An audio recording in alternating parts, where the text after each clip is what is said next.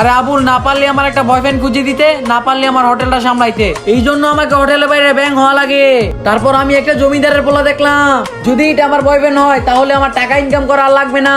Sir, এই যে VIP hotel. আরে সর দূরে যা বেবি, আমি তোমার আবার গার্লফ্রেন্ড হতে চাই। এই যে এটা হলো আমার নতুন গার্লফ্রেন্ড। না না, এমনটা না। আরে চুন্নি কি চাং গার্লফ্রেন্ড হওয়ার জন্য আমি তোকে 2 টাকা দিব? আরে বোন, আমি তো বলে গেছিলাম এটাই তো আমার প্রিয় আদরের জামাই। আরে দুষ্ট দুই শয়তান, তোরা দুইজনে মিললে কি আমার বলদ বানাইতে চা? কাট নাও, আজকে রাতে তোমায় আমার বাসা আসতে হবে। আরে বাপরে, তুমি কত লুচ্চা রে। আজকে রাতে চেক করতে আইসো যে তুমি সত্যি আমার বউ নাকি। তারপর ওই রাত্রে আমি মামুনের বাসায় যাই। এই ব্যাগটা আনার কি দরকার ছিল?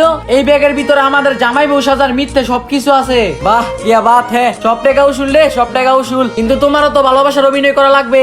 না, এইসব আমার দ্বারা হয় না। তাহলে চলো আমি শিখিয়ে দেই। আরে বাপরে, এটা তো ছোট প্যাকেজে বড় ধামাকা পাইয়ে যাইতেছি। তখন বাহিরে লাইলা আইসা পরে কিনি দেইছো এখানে তোদের সংসার আগুন লাগাইতে। পার্ট 2 অনেক ইন্টারেস্টিং, পার্ট 2 দেখতে লাভ কমেন্ট।